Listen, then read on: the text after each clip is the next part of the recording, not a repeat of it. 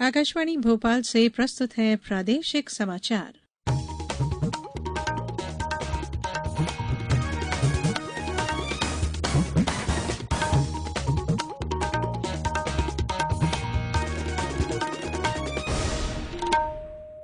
नमस्कार, समाचारों के साथ मैं धारणा सचदेव।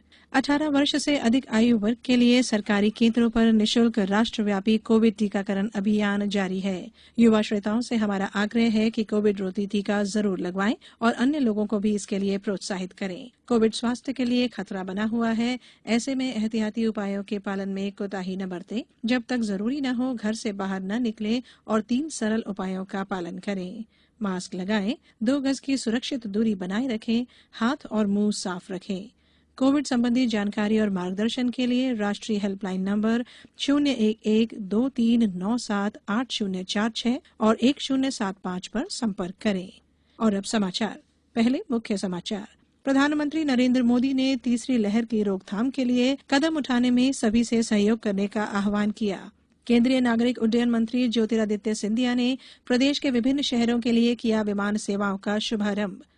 केंद्रीय कृषि अभियांत्रिकी संस्थान भोपाल को मिला प्रतिष्ठित सरदार पटेल उत्कृष्ट ICAR संस्थान पुरस्कार। और इंदौर में गीले सूखे कचरे से बनी CNG से चलेंगी बसें। अब समाचार विस्तार से।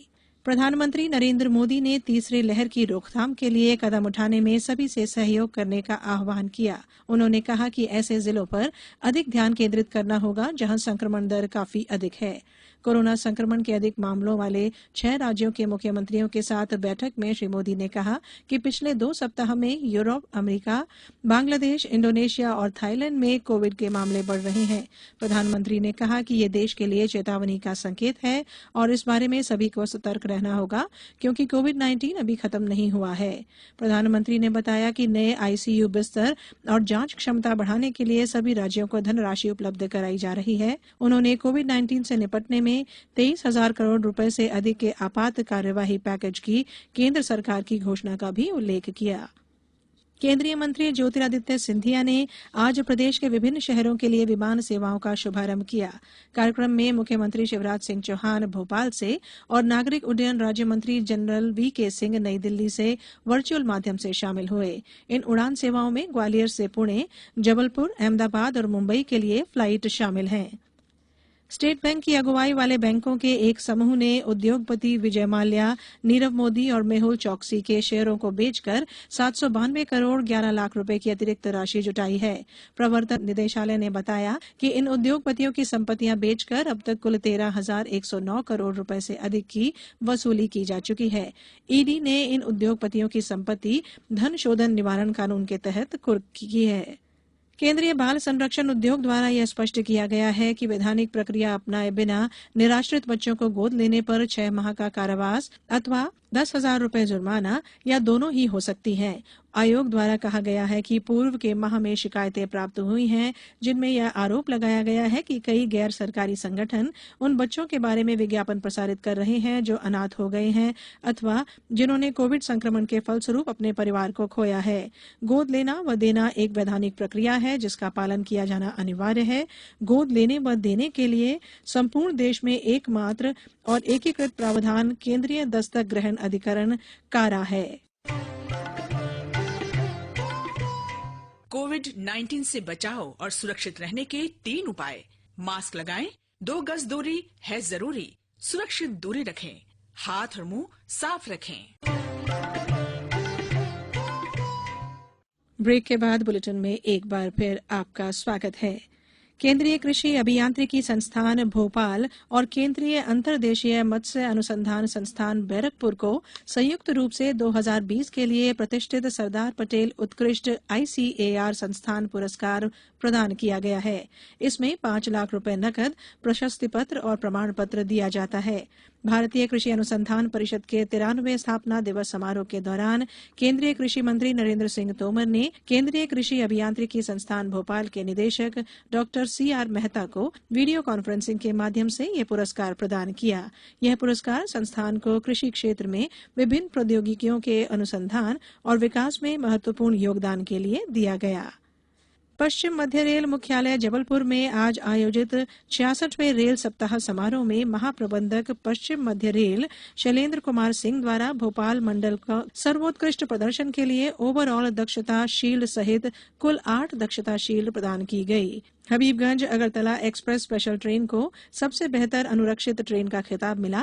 इसके अतिरिक्त महाप्रबंधक द्वारा वर्ष 2020-21 में उत्कृष्ट कार्य करने वाले भोपाल मंडल के 5 अधिकारियों और 25 कर्मचारियों को व्यक्तिगत पुरस्कार तथा 49 कर्मचारियों को समूह पुरस्कार से नवाजा गया। देश के सबसे स्वच्छ शहर इंदौर का कचरा भी अब शहर को वाहनों के प्रदूषण से निजात दिलाएगा, साथ ही स्वच्छता प्रदान करेगा। इसके लिए इंदौर नगर निगम दिल्ली की कंपनी एवरस्टोन कैपिटल के साथ मिलकर शहर के देवगुराडिया में एशिया का सबसे बड़ा बायोमेथनेशन प्लांट स्थापित कर रहा है, जिसमें गीले सूखे कचरे से सीएनजी बनाई जाएगी। इसका प्रयोग शहर की बसों को चलाने में किया जाएगा। इस तरह इंदौर मध्य भारत का इकलौता शहर होगा जहां कचरे से भी लोक परिवहन के साधन चलाए जा सकेंगे। करीब 550 मीट्रिक टन क्षमता वाले इस प्लांट को 150 करोड़ रुपए की लागत से दिसंबर तक बनाकर तैयार किया जाएगा। इस प्रोजेक्ट के लिए आकार देने के बाद नगर निगम को संबंधित कंपनी से सालाना प्रीमियम के रूप में 2,52,50,000 रुपए अगले 20 साल तक मिलेंगे। टोक्यो ओलंपिक खेलों के शुरू होने में कुछ ही दिन रह गए हैं। आकाशवाणी समाचार से प्रसारित विशेष श्रृंखला में आज बात निशानेबाज टीम के सदस्य अंगद वीर सिंह बाजवा और महराज अहमद खान की। महराज अहमद खान वर्तमान में महराज विश्व रैंकिंग में 24वें स्थान पर हैं। वर्ष 2019 में एशियाई निशानेबाजी चैंपियनशिप में अंगद वीर सिंह बाजवा और महराज अहमद खान ने स्वर्ण और रजत पदक जीतकर टोक्यो ओलंपिक्स के लिए क्वालिफाई किया था।